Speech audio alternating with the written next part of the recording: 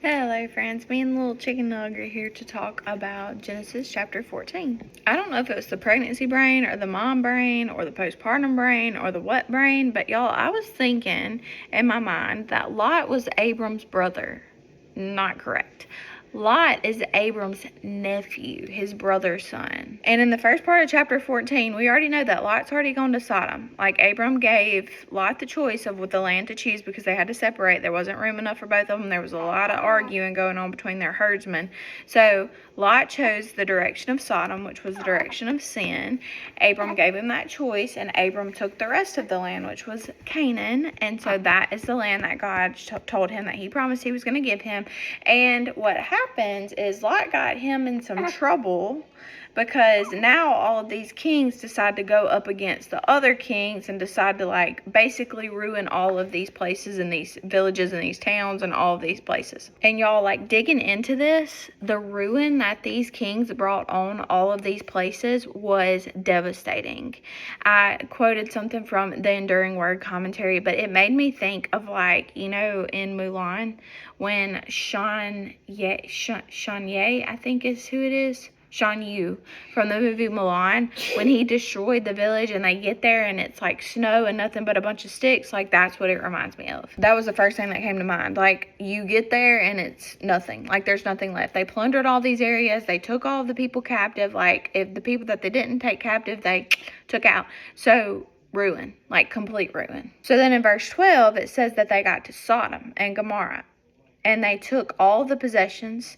And then in verse 12 it says they also took Lot and the son of Abram's brother, who was dwelling in Sodom, and his possessions, and went their way. So they took Abram's nephew as like a part of their captives for overcoming Sodom and Gomorrah. And then somebody escapes and goes and tells Abram what's happened. Like, Abram, they took over Sodom and now this has happened, you know. You'll have to go and read that for yourself. I promise you, when I'm reading, I think my name just like skips over all the complicated names. And then when I get on here and try to pronounce them, I'm like, I know I read that, but my brain's not braining right now. Also, fun fact, if you read the study notes, it says this is the first time in verse 13 that Abram or anybody else is referred to as Hebrew. Interesting. So, of course, Lot wins. Not Lot. Abram wins getting Lot, rescuing Lot, because he's got God on his side. And so he does that. He goes and he wins and he takes over these people and he gets the possessions back. He gets Lot back, and he goes and he presents all of this back to the king of Sodom. And also, it says in verse 17, after he returned from the defeat of sea, and the kings who were with him, the king of Sodom went out to meet him at the valley of Shaveh, I think, which is the king's valley. And Melchizedek, the king of Salem, which is possibly another word for Jerusalem, brought out bread and wine. He was the priest of the God Most High, and he blessed him and said, "Blessed be Abram by God Most High, possessor of heaven and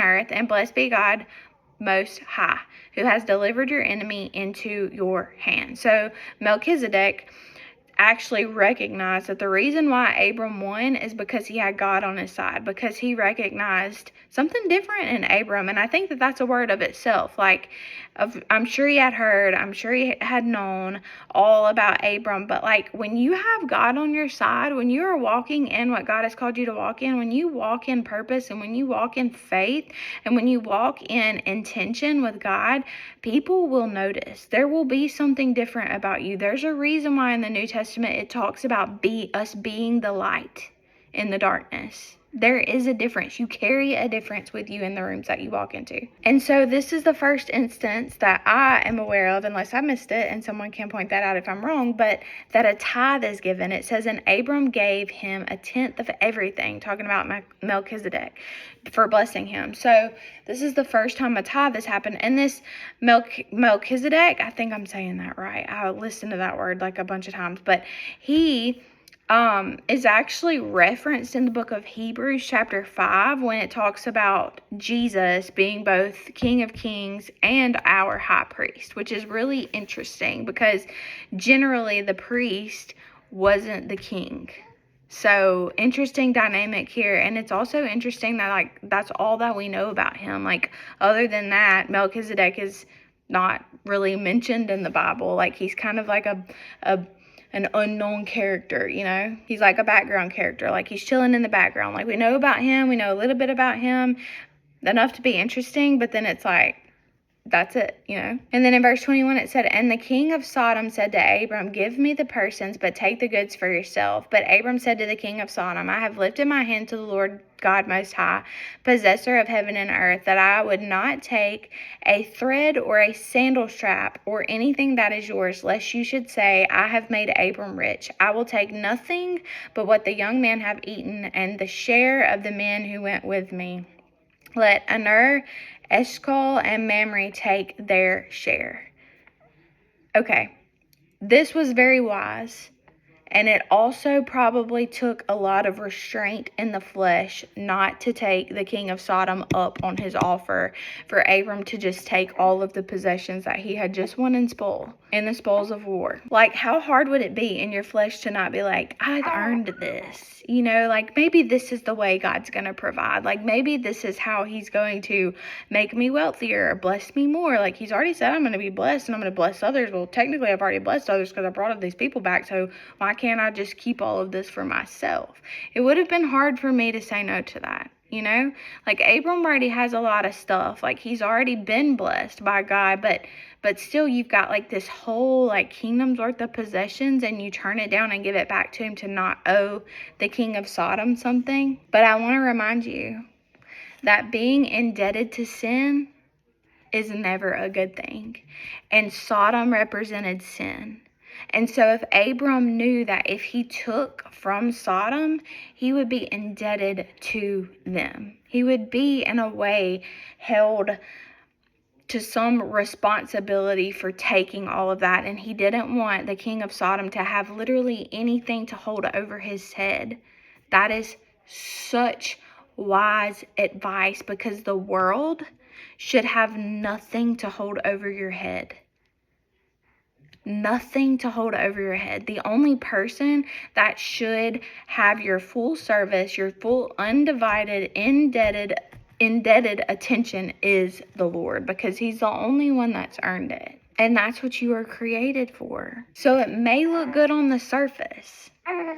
It may look good on the surface. It may look like a blessing on the surface. It may look like, oh God, this may be exactly what you've been telling me you're going to give me.